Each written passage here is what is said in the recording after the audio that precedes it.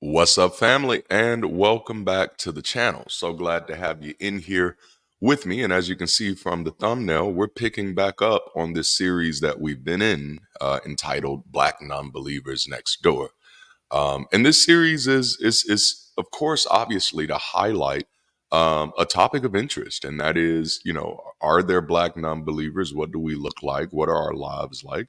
And there's been some real work done in that area, and then there's also been an incredible organization championing that work, and that's Black Nonbelievers, which are headquartered in Georgia, the Atlanta area, and they have chapters all up and down the East Coast. I know for sure.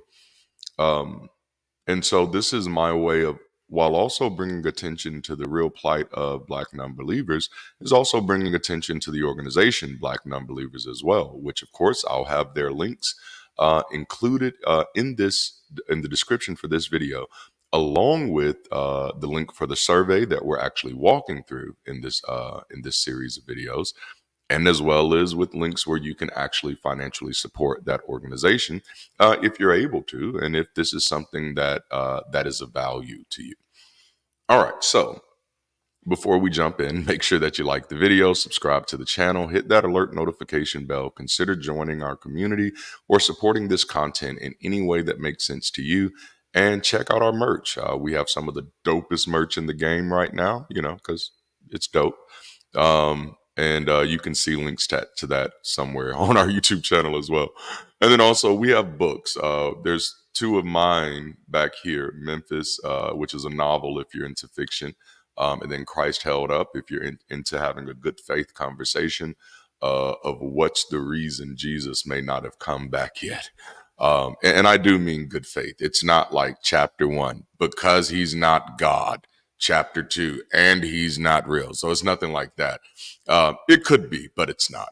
That one is it was a passion project. And then on this side, you can see, if I can get my thumb in the right direction. It's hard to bend it over there, but that's my wife's first book, which is called Words of a Shattered Mind, and it is a book of poetry. All of these books are available on Amazon, so please take a look at them. Check them out when you can. All right, so let's jump in this conversation. We're picking up right where we left off. I know last week we were talking about stigmatizing experiences that many Black nonbelievers deal with. So today, the first section we're picking up in is discrimination in criminal incidents, and then we'll be talking a little bit about familial relations, which I think that's going to get deep. And I say I think as if I don't know. No, I've already read the report, so I already know where this is going. All right, so are y'all ready? Let's dive in. Because Black non-religious people face multiple types of social stigma based on at least two marginalized identities, we expected our data to show that Black participants encountered a higher rate of discrimination than other participants. However, our data shows that Black participants within our sample had negative experiences as a result of their non-religious identity at approximately the same rate as other participants. In the 3 years leading up to participation in the survey, the most common areas where Black participants reported having negative experiences due to their non-religious identity were with their families, with 62%, using social media or commenting online, 54.3%. Dang, yeah. Well, obviously, I mean, you can look at some of the comments under my videos. You can look at some of the comments under my post on social media, on Facebook and on TikTok. There's a lot of backlash. um, and in education, 23.6%, and that is also a real one. Which is, I think I mentioned in the video that I did on Hitch that this is a real issue. I don't know if we understand, like, because much of the education system was born out of the church system in this country, there has been a heavy correlation with church and education. In the sense that many educators are highly religious, and many educational institutions are pseudo-religious, if not outright religious. I know the university I graduated from with my first degree is damn near church services at every graduation, you know. So And I don't know if that's just a thing in the South. And so, while negative experiences were not as prevalent when interacting with police, 5.8%, a comparable percentage, 5.6%, of Black participants were unsure whether what they experienced was discrimination. This is a very interesting point. As with other participants, Black participants encountered significantly higher levels of discrimination in very religious communities, but the odds of increased discrimination did not differ significantly from other participants. And there's a quote here, so I do want to read it. And this is TGNC from Texas. At my last job, I had to pretend to have a religion, any religion, or they could fire me. I also had to hide the fact that I'm trans for the same reasons. I worked for a Texas state agency. It was a job that almost no one gets fired from, but I had to pretend to be religious and tolerate the constant proselytizing. And this is a real issue with employment discrimination, because number one, most states are have at will employment protections, which makes discrimination suits increasingly difficult. You know, um, and just because we say, well, no one can fire you because you're not religious. No, yes, they can. Can is a word of capacity. They can do it. They're capable of doing it. What you're thinking about is no one should fire you because of your religious belief or non-belief, or no one should fire you because of your sexual orientation or gender. But the longer we live in a world where we think the laws do the work that people are supposed to do, then we're always going to be hopelessly aloof of the realities of society. And so, as long as there are people who still hold these discriminatory practices, it's people who start businesses, it's people who start companies, it's people who become managers and supervisors. And those people could see somebody, and this is the fear that many Black non-believers live with, is that someone can find out. And by the way, this happened to me, but I'll talk about this a little more. But more later, but someone can find out that I'm something that they don't like, and if they are just really, really committed to their worldview, they can find any other reason that they want to fire me and put it on paper. And then you say, well, no, you can just go get a lawyer. You go try and getting a lawyer as a person who doesn't have a whole bunch of money or a whole bunch of connections, and see how well that works for you. Especially if you're in a city where you don't have like a bunch of lawyers who are like, ambulance chasers and stuff like that. And um, so let's pick back up on the report. There are potentially several reasons why our data did not reveal increased discrimination against Black participants based on non-religious identity.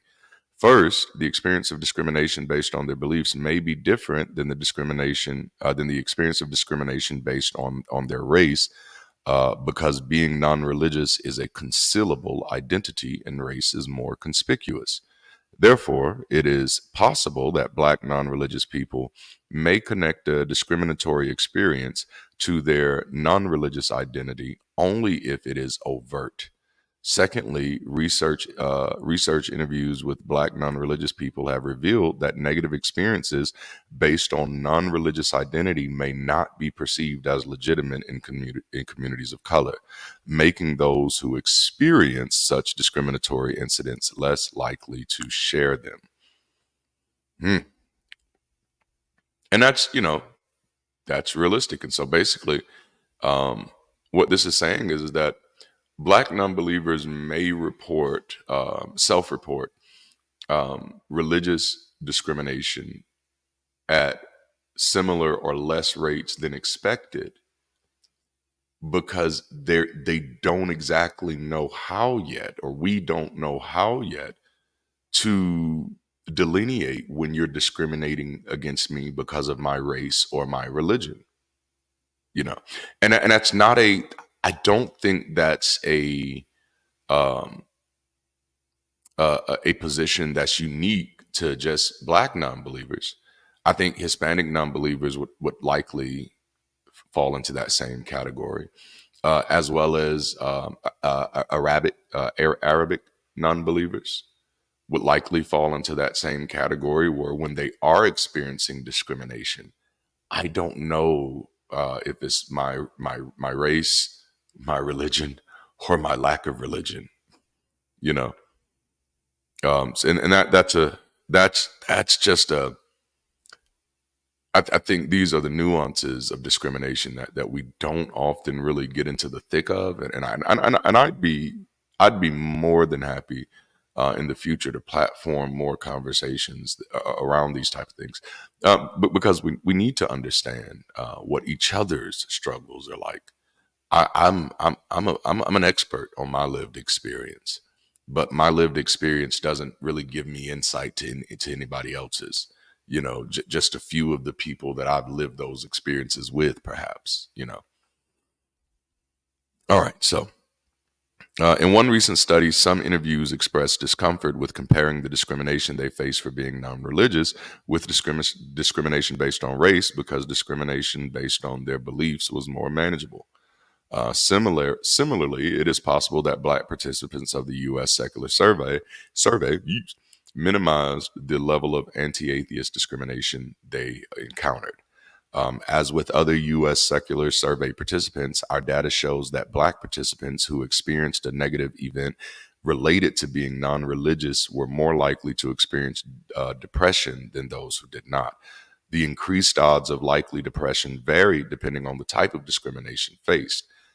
Notably, participants who experienced discrimination related to being non-religious in public benefits, substance abuse services, houses, education, and mental health services were more than twice as likely to experience depression than those who did not. And just to kind of provide some color to that, many of public benefits are provided through Christian organizations. And I've talked about this before, and this is why, like, I know a lot of my atheist contemporaries are just 100% averse to organizing as communities. you know but I'm like, until you do, you're talking about a problem you're not willing to solve. You're leaving, because I've highlighted before, is Christian organizations are leading the gamut in taking care of orphans. They're leading the gamut in creating foster system programs. They are leading everybody else in creating programs for troubled youth. They are leading everybody else in creating programs for the homeless. And yes, in that video, which if I remembered the name of it, I'd tell you. I'll try to link it in the description, but please understand I am super busy and I'm squeezing this in as much as I can. But I've talked about, like, there is a nefarious reason why they're doing it, and it's likely not what most people think. Um, but yeah, so because of that, a lot of times to get help when you're on hard times, you have to go through the bathwater of these institutions. And many of them, some of them will almost damn near make it a requirement that you pray with them and that you say the Lord's Prayer before they give you something to eat, you know.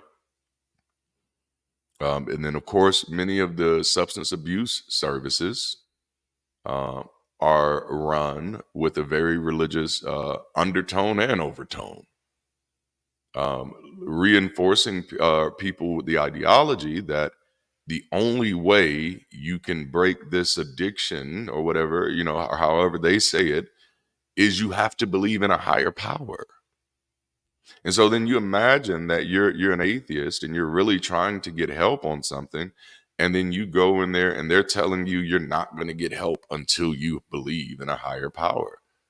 And then if you live in a rural southern area, then your options are limited on where you can go. And so pretty much everywhere you go, whether it's the hospital, the professional places, they're all still ran by people who are faithful members of their local congregation. And so therefore they're going to feel the need to at some point evangelize. And that can put people in a very isolating place. Compared to other participants, Black participants were subjected to significantly higher rates of criminal activities because of their non-religious belief. They were 3 times as likely to report being physically assaulted because of their non-religious identity than other participants. And that's 2.5% versus 0.8%. As with stigmatization and discriminatory experiences, participants subjected to these criminal activities had significantly worse psychological outcomes. Black participants who experienced threats were about twice as likely as those who did not to screen positive for depression, and that's 37.1% versus 22.4%. And Black participants who experienced violence were about 3 times as likely as those who did not to screen positive for depression. Okay, now so this part I'm going to say some things that are likely unpopular. But this has been an issue that I've been calling out even since before I deconverted. I've been calling this out since I was a kid. Um, that there is a violence problem in my community, and I'm not saying it's restricted to my community. Um, I don't know if there's well, I know there's a correlation to poverty, but I don't want to invoke the idea that there's a causation there. But no, I do know that the vitriol that I've seen in my community towards people who identify as different, especially if they're Black and different, it can be rough sometimes. And again, it's not a monolithic group. This doesn't fall on everybody, but it happens enough to be an issue where people and it's not a new issue, it's a long-standing issue where if somebody in the family is gay, it's all right to call them names when you get mad at them, you know. But then I could take it a little deeper than that. Like someone breaks your heart, you have the right to hit them, you know. Like hell, you even have the right to shoot them. Somebody steps on your shoe. Boy, you know how much I paid for these? No, he doesn't even know you. How would he know how much you paid for those? You know? But no, I watched it growing up my whole life, you know? And again, I'm not saying it's the majority. I'm saying it's enough to be a concern. It's enough to be a concern. And it's enough that the rest of us who see it start speaking up against it. Because my father, who was not a devout man by any stretch of the imagination, not a devout man by any stretch of the imagination. One day he's in the car with his best friend or one of his best friends, and his friend, tells him, I'm actually a Muslim. He stops the car and puts his friend out of the car. My father's an adulterer, but he put his friend out of the car for having a different interpretation of the same damn God, you know? But there's just this anger that comes. And like I said, I've seen it towards the LGBT community. I've seen it towards atheist communities. Think about Steve Harvey. Steve Harvey basically said anybody who's an atheist is basically dumb. That is what Steve Harvey says. This is that type of vitriol that comes from this community, and it's been so popularized that we've normalized it. It's been so normalized that we've popularized it. Now, my thoughts can go deep here, so I'm going to pull back a little bit. Um, but you hear that though. I mean, I'm reading the report. It's insane. So let's move on to lighter matters. Family matters. This is probably about to get deep. It is. Because religion plays a profound role in the culture of Black communities and in many Black families, we felt it was important to explore in depth the relationship between religious upbringing and family rejection and the impact this has upon Black non-religious people.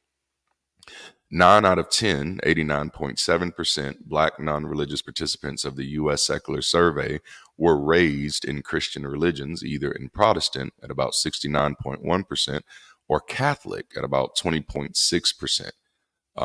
This aligns with population research on religious beliefs among Black Americans, which report that 79% of non-Hispanic Black Americans identify as Christian, and more than half, 53%, identify with the historically Black Protestant denomination.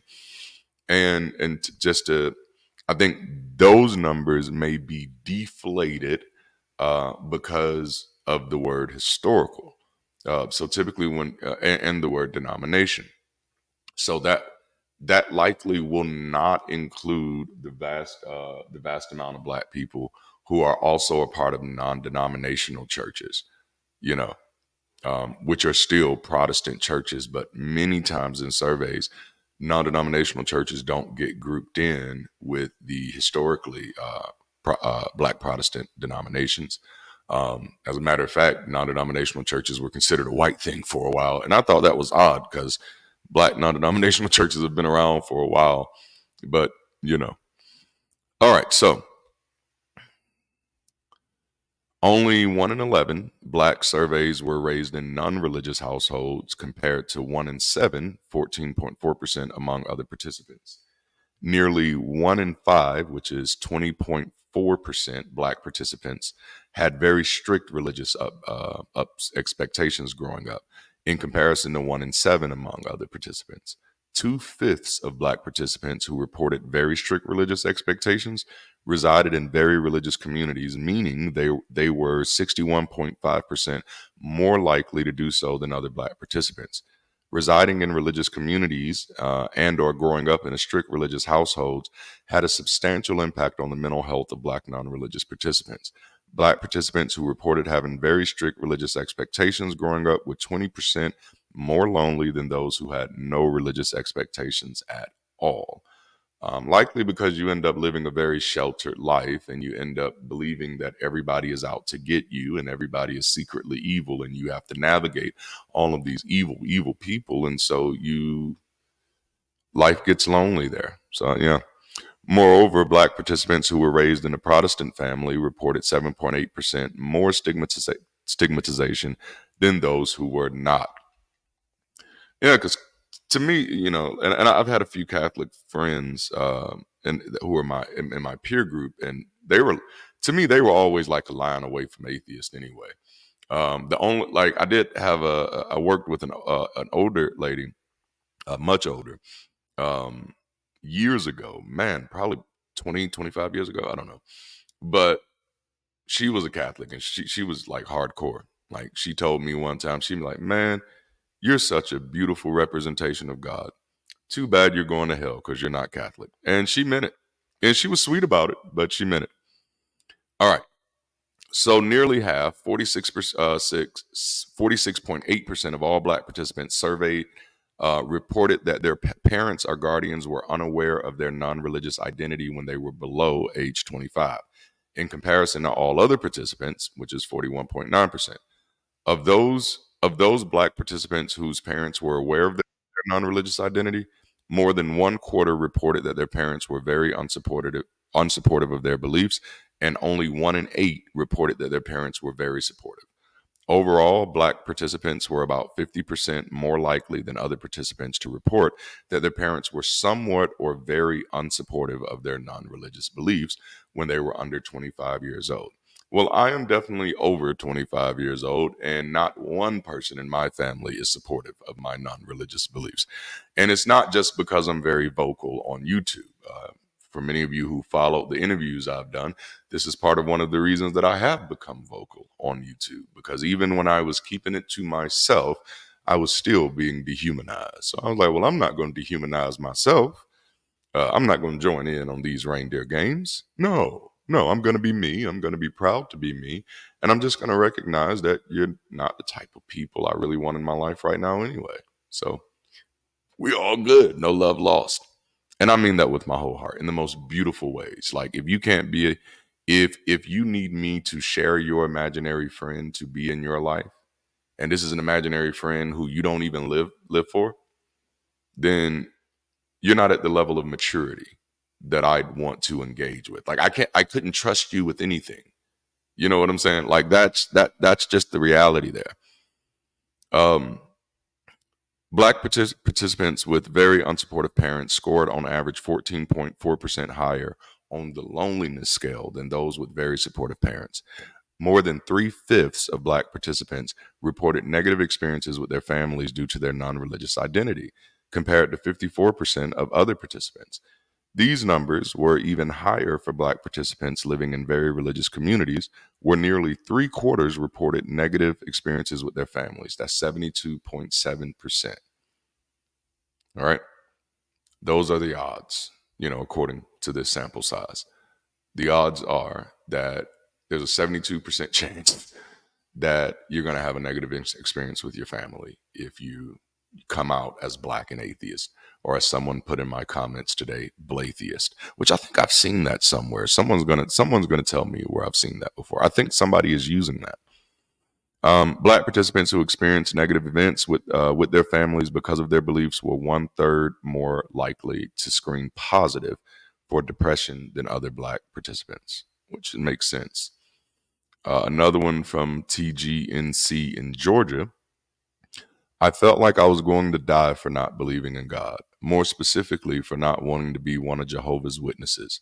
I still haven't accepted that I'll be shunned and hated by all of my friends and family. I am still coming to terms with being raised in a cult. And that's the even hard part when you are deconverting from a family that is hardcore and into whatever their persuasion of belief is. My family is not particularly hardcore, which is why I had no problem dusting my hands off, because it was just like extremely hypocritical.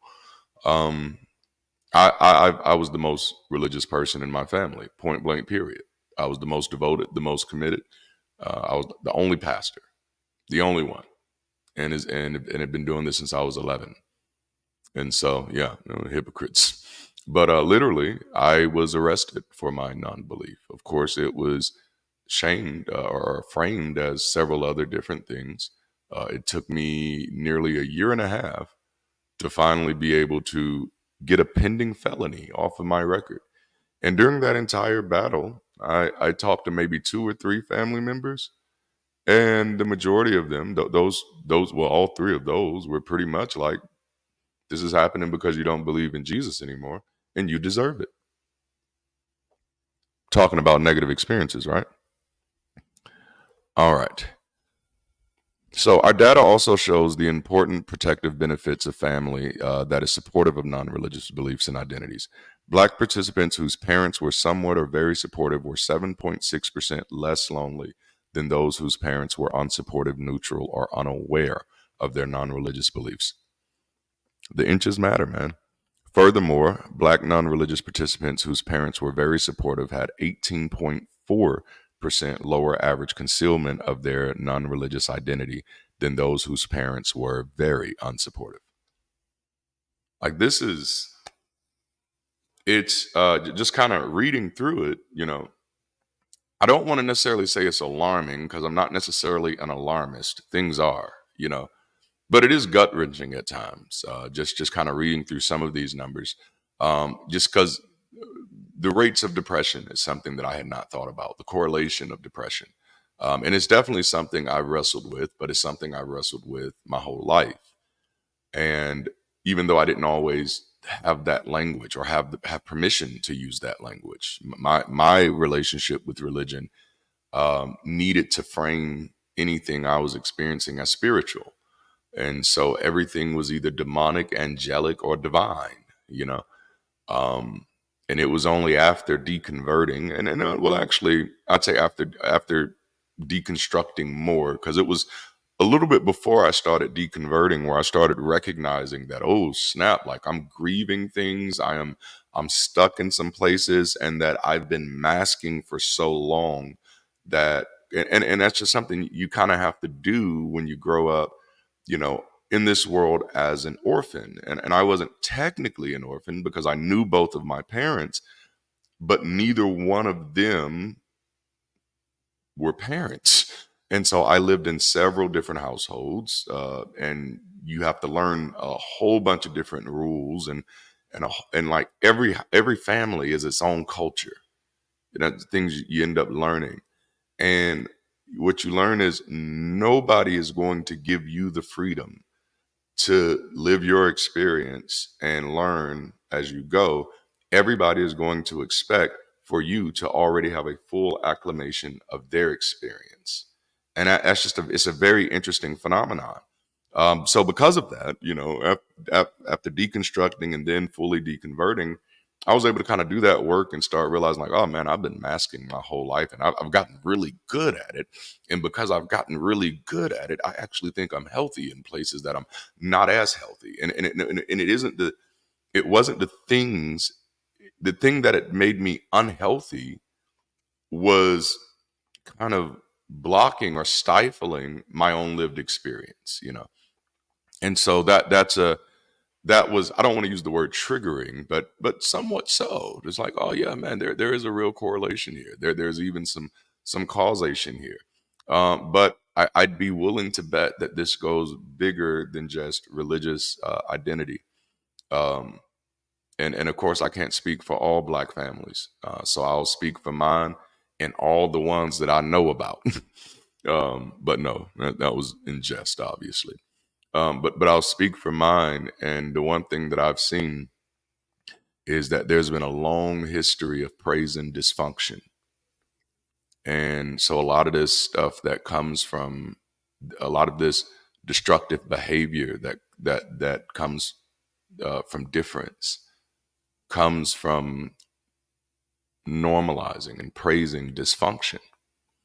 And this is why a lot of times, even when we talk about the severe indoctrination of the Black community, and people say slavery did this and or colonialism did this, and yes, it definitely started the race for damn sure. Well, there's some other things there. There's nuance there. It definitely played a role, but I think after all this time, it's given white folk way too much credit. My theory, and I'm working to proof this out. My theory is that Black people's our correlation to our relationship with religion and our relationship with other cultural behaviors isn't isn't about the book or what's written. It's ancestor worship. It's the deification of those who came before. And to deviate from what they set out would be heretical. You know, we've praised dysfunction, especially in our gospel music, especially the gospel music from like between the 50s and the 80s. Oh my God, that stuff praised poverty and praised prayer as a response to poverty. Yeah, we praised dysfunction, normalized it, and so now where people are for a mother to look at her daughter who is saying, I no longer believe in God anymore. That mother in many of our communities doesn't hear that as you don't believe in the creator of the universe. They hear that of you don't believe in the God that my mama taught me and that my grand and that her mama taught her and that her mama taught her. You know, now like I said, I gotta proof it out. But anyway, I got to go. That's my time. I hope you've enjoyed this conversation today. For those of you who are wondering what's up with the hat today, I decided to go Samuel L. Jackson style because I wore this jacket yesterday, so I had to give you some differentiation so you remember that you're watching a different video. Which, speaking of video, if you haven't already, make sure to like this video, subscribe to the channel, hit that alert notification bell. Um, Consider supporting this community, joining this community in any way that makes sense to you, and check out our merch. Also, go to Amazon, check out our books. I think that's all I have for now. So until next time, keep rising, stay progressive, and stay beautiful. I'll holla.